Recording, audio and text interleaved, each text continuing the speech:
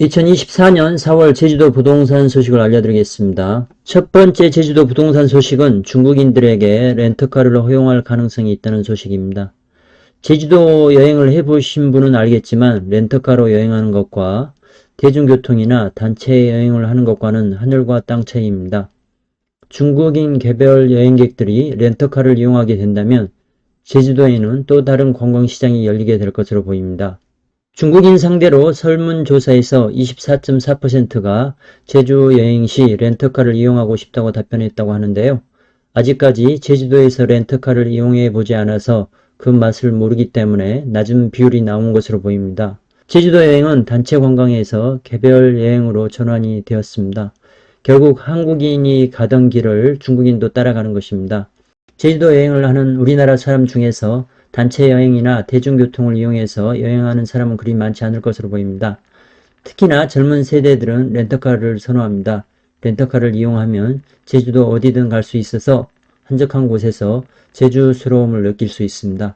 지금 현재는 중국인들이 제주도에서 렌터카를 빌릴 수 없다는 것에 있습니다. 중국은 국제면허 제네바 협약에 가입하지 않았기 때문입니다. 가입하지 않은 이유를 모르겠네요. 언제든 가입 가능한 것이 아닌가라는 생각도 듭니다. 운전이라는 것이 특별한 것이 아니기 때문입니다. 제주도는 2014년에 단기 체류 외국인에 대해서 외국인 관광객 운전 허용 특례 도입을 시도했으나 국회 법안 통과에 실패했습니다. 중국인에 대한 부정 여론이 크던 시기였고 보험 처리에 대한 준비가 안 되었었기 때문입니다. 지금은 중국인들의 수준도 올라갔고 무자격의 중국인들의 불법 유상 운송 행위를 견제하고자 하는 의미도 있다고 합니다. 불법 유상 운송 행위는 일부 가이드가 자신의 차량으로 중국인 관광객을 실어 나르는 행위를 말합니다. 렌터카 이용이 가능해진다면 제주도에 대한 중국의 여행 선호도는 한층 올라갈 것으로 예상합니다. 두 번째 제주도 부동산 소식은 제주 신라호텔에서 진행하는 맛있는 제주 만들기에 대한 소식입니다. 이 사진은 이부진 신라호텔 사장이 행사 참석자들과 노래를 부르고 있는 모습입니다. 맛있는 제주 만들기 맛제주 프로젝트가 벌써 10년이 되었다고 합니다. 다른 어느 지역에 대기업이 이런 행사를 하는 것을 알지 못합니다. 제주도가 특별하기 때문에 신라호텔에서 이런 행사를 진행하고 있는 것입니다. 신라호텔 임직원들이 조리법, 손님 응대 서비스 등의 맞춤형 컨설팅과 주방 시설물도 무상 전면 교체해주는 행사입니다. 이 행사를 통해서 신라호텔을 운영하는 대표가 제주도를 바라보는 시각을 느낄 수 있습니다. 제주도가 가지고 있는 천연의 자연 경쟁력에 사람에서 나오는 서비스를 업그레이드한다면 전 세계적으로 최고의 경쟁력을 가질 수 있는 지역임은 대기업 오너들도 가지고 있는 것으로 보입니다. 세 번째 제주도 부동산 소식은 제주도 부동산 시장에 중국인들이 돌아오고 있다는 것입니다. 제주도 부동산 시장에서 중국인을 빼놓고 말할 수는 없는데요. 우리나라 사람들보다 제주도를 좋아하는 사람들이 중국인입니다. 중국 특성상 바다를 보기 어려운 점도 있고요. 제주도와 같은 아름다운 바다는 중국에는 없습니다. 2010년도 초반에 제주도 땅값 상승에 중국인의 대규모 투자가 큰 역할을 했습니다. 최근에 오픈한 JW 메리어트 제주 리조트 앤 스파도 중국 자본에 의해서 개장이 되었습니다. 이 호텔은 제주도에서 지금 현재 최고의 호텔로 인식되고 있는 상황입니다. 관광 휴양시설 투자 이민제를 통해서 외국인들이 한국의 영주권을 얻을 수 있는데요. 코로나로 인해 대폭 줄었던 투자 이민이 다시 늘어나고 있다는 소식입니다. 지난해 제주도에 투자한 외국인의 수는 39건 295억 원에 달했는데요. 그 중에 30건 이상이 중국이었다고 합니다. 절대적인 수치입니다.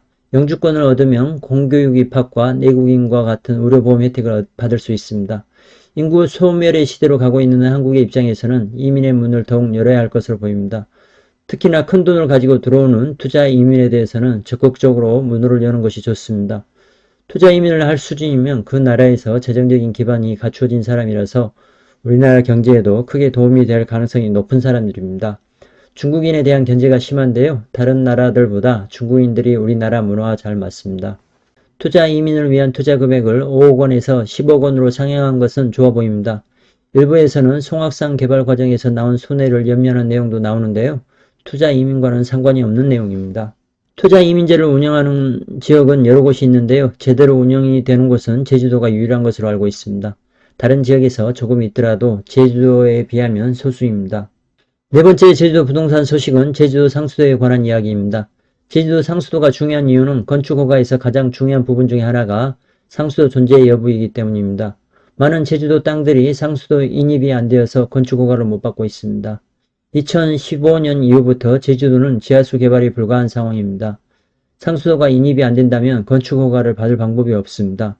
건축 허가를 못 받는 땅들은 건축 허가를 받을 수 있는 땅들에 비해 3분의 1 내지 5분의 1 가격의 거래가 이루어지고 있습니다. 제주도 상수도는 94% 이상이 지하수입니다. 제주도 상수관의 누수율은 42.4%로 전국 평균 9.9%에 비해 4배가 높습니다. 반 정도 물이 누수가 되는 것입니다. 이런 상황을 바꾸자는 것이 제주도의 생각입니다.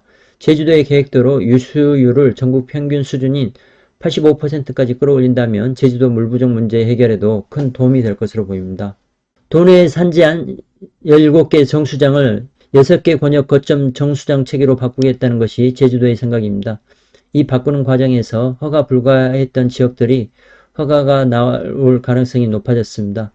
상수도가 들어오지 않는 지역에 제주도 땅을 가지고 있는 분들이라면 민원도 열심히 넣는 것이 중요해 보입니다. 그리고 상수도가 들어오지 않는 지역에서 들어오는 지역으로 바뀔 가능성이 높은 토지들에 투자하는 것도 좋은 투자가 될 것으로 보입니다.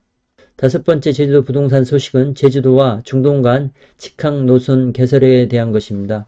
중동은 돈이 넘쳐나는 곳인데요. 관광객 또한 돈을 많이 씁니다. 이런 중동과 직항 노선을 개설한다면 제주도 경제에 큰 도움이 될 것으로 보입니다. 이런 시도는 지속적으로 이루어져야 할 것으로 보입니다.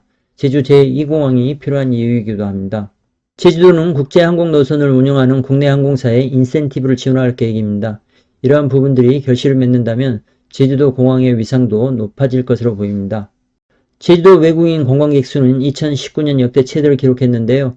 172만 6천 명 수준이었는데 2023년에는 71만 수준까지 회복했습니다. 경제가 안 좋은 중국 관광객이 예상만큼 안 늘어난 것이 원상 회복에 어려움을 겪는 이유입니다. 세계적인 경제 침체 속에서도 가파른 관광시장 성장세를 보이고 있는 중동 지역과 아시안을 직항으로 연결하는 제주도 노선이 연결이 된다면 제주도 경제에도 큰 도움이 될 것으로 보입니다. 6번째 제주도 부동산 소식은 제주 자영업자 소득 격차에 관한 이야기입니다. 제주 지역 상위 20% 자영업자 소득이 하위 20% 소득의 100배에 해당한다고 합니다. 상위 20%의 평균 소득은 7,824만원으로 전국에서 대구, 부산, 서울에 이어 4번째였습니다. 제주도 경제적인 통계를 보면 항상 예상외로 상위에 속합니다. 사업소득에 대한 개념도 나오는데요. 벌어들인 총 수익 금액에서 인건비, 임대료, 재료비, 전기료 등의 필요 경비를 차감한 소득을 의미한다고 합니다. 주 4일제 근무에 대한 소식입니다. 2022년에 주 4일제에 참여했던 89%가 지금도 지속하고 있다고 합니다. 참여 기업 중 51%는 주 4일 근무제로 영구 전환했다고 합니다. 주 4일제 근무제가 의미가 있는 것은 노동시간이 줄어든다는 것입니다. 노동시간이 줄어들면 여가시간이 많아지게 되는데요. 여가시간이 많아지면 여행을 하게 되는 것입니다. 우리나라 최고의 관광지인 제주도에 더 많은 여행객이 몰리는 상황이 발생하는 것입니다. 제주도 부동산에 대한 수요는 시간이 가면 갈수록 높아질 것으로 예상합니다. 7번째 제주도 부동산 소식은 제주도 미래산업의 전망이 밝아 보인다는 것입니다. 지금까지는 섬이라는 특성으로 인해서 제주도는 기파하기 좋은 곳이 아니었습니다. 그래서 대부분 관광업과 열차 산업에 의존하는 산업에 의존해 생활해 왔습니다. 그런데 제주도가 가장 잘할 수 있는 산업들이 등장한 것입니다. 신재생에너지 산업과 우주산업이 주인공입니다. 두 산업은 다른 지역들에 비해서 제주도가 경쟁력을 확보할 수 있는 산업들입니다. 두 산업 모두 미래산업인데요. 이 두 산업이 자리를 잡는다면 제주도의 가장 취약점인 일자리 확충 문제가 해결될 것으로 보입니다. 8번째 제주도 부동산 소식은 예래 휴양형 주거단지 토지 보상 협의가 42%나 완료되었다는 것입니다. 올해 상반기까지 50%, 연말까지 70%를 완료해서 다시 사업 재개를 하겠다는 것입니다. 공공성이 확보된 도시개발 사업으로 추진할 계획이라고 하는데요. 천혜의 환경을 가지고 있는 지역이라서 개발에 대한 기대치가 큰 지역입니다. 유현중 건축가도 예래 휴양형 주거단지가 들어서는 하회동에 본인의 드림하우스를 건축하였는데요. 제주도 토지에 대한 투자를 하시는 분이라면 눈여겨보아야 할 사업 중에 하나가 예래 휴양형 주거단지 개발 사업입니다. 9번째 제주도 부동산 소식은 제주도에서 택배 추가 배송에 대한 보상을 3월부터 시작한다는 것입니다. 최대 40만원까지 지원한다고 합니다. 제주도에서 생활하는 불편한 점으로 택배 추가 배송비도 포함이 되는데요. 이런 부분에 대한 보완이 이루어지는 것은 제주도 생활에 보탬이 될 것으로 보입니다. 제주도의 물류센터를 확보하려는 정책도 진행되고 있어서 제주도 물류도 더욱 좋아질 것으로 예상합니다. 10번째 제주도 부동산 소식은 제주도가 교육발전특구 시범지역으로 선정이 되었다는 것입니다. 제주도는 연간 30억 원에서 최대 100억 원의 정부 지원을 받아서 선도적인 교육 정책을 진행할 예정입니다. IB 교육과 항공우주, 해양 분야 특성화고 제주형 자율학교 등을 운영하는 데 탄력을 받을 것으로 예상됩니다. 항공우주 특성화고는 한림공고가 선정이 되고 해양은 성산고등학교가 선정이 되었습니다. 특성화고들이라서 졸업 후에 바로 취업이 보장될 것으로 보입니다. 제주도는 영어교육도시 성공으로 최고의 학군으로 자리 잡았는데요. 교육 쪽이 더욱 강화되는 느낌입니다. 공부를 시키기 위해서 자녀들을 제주도에 보내는 시대가 온 것입니다. 교육이 잘된 지역이 부동산 가격도 좋았습니다. 그런 면에서 제주도의 미래 부동산의 가치가 교육으로 인해서 경쟁력을 더욱 가질 것으로 보입니다. 11번째 제주도 부동산 소식은 제주도 외국인 노동자들에 관한 이야기입니다. 인구 소멸의 시기에 외국인 노동자가 필요한 것은 비단 제주도뿐만 아니라 우리나라 전 지역으로 확대되고 있습니다. 농사나 단순 공장뿐 아니라 조선소에도 많은 외국인 노동자들이 필요한 상황입니다. 제주도는 청년이 떠난 자리를 외국인들이 대신해서 1, 2차 산업에서 큰 역할을 하고 있습니다. 통계적으로 3% 정도라고 하는데요. 실질적으로는 훨씬 더 큰 비중을 차지한다고 합니다. 외국인 노동자 중에서 가장 크게 비중을 차지하는 곳이 중국인데요. 31.9%입니다. 그 다음으로 베트남, 인도네시아, 한국계 중국인, 네팔 순입니다. 전체 인구에서 외국인이 차지하는 비율이 전국에서 두 번째로 높았습니다. 충남이 제일 높았네요. 2022년에 1,313명에 불과했던 등록 외국인 수가 2만 1천명 수준으로 늘었습니다.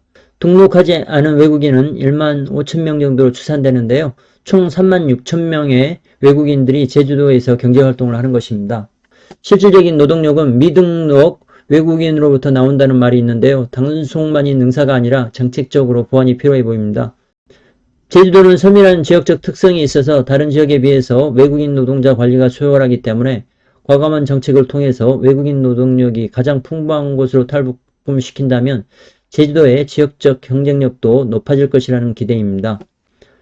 제주도가 워케이션 활성화에 박차를 가한다는 소식입니다. 2026년 제주도 워케이션 인구 10만 명을 목표로 삼고 있습니다. 워케이션을 통해서 제주도를 경험한 사람들의 제주도 정착도 많아질 것으로 보입니다. 제주 영어교육도시 5번째 국제학교 설립도 빠르게 진행되고 있습니다. JDC는 연내 착공을 지원하겠다는 생각입니다. 제주도에서 가장 성공한 JDC 사업이 영어교육도시인데요. 5번째 학교까지 들어선다면 주변에는 더욱 큰 호재가 될 것으로 보입니다. 제주국제학교 인수 우선 협상 대상자로 영국의 코그니타 홀딩스가 선정이 되었습니다.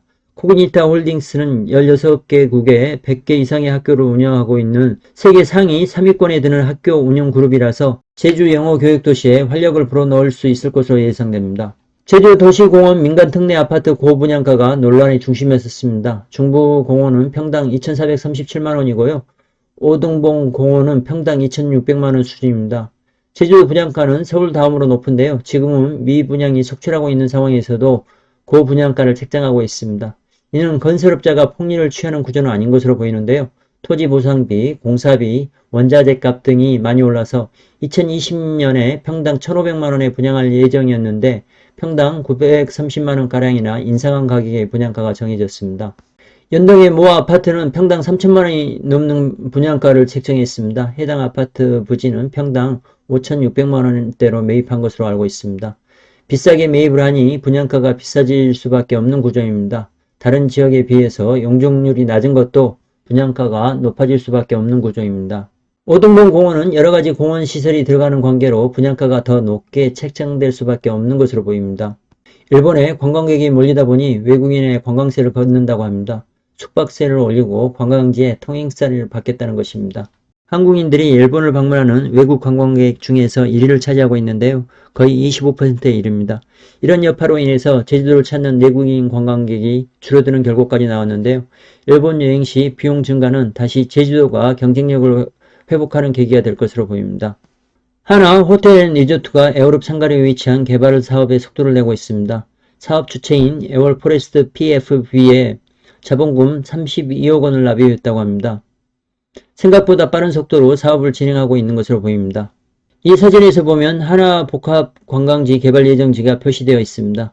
이랜드 테마파크와는 600여 미터 떨어져 있습니다.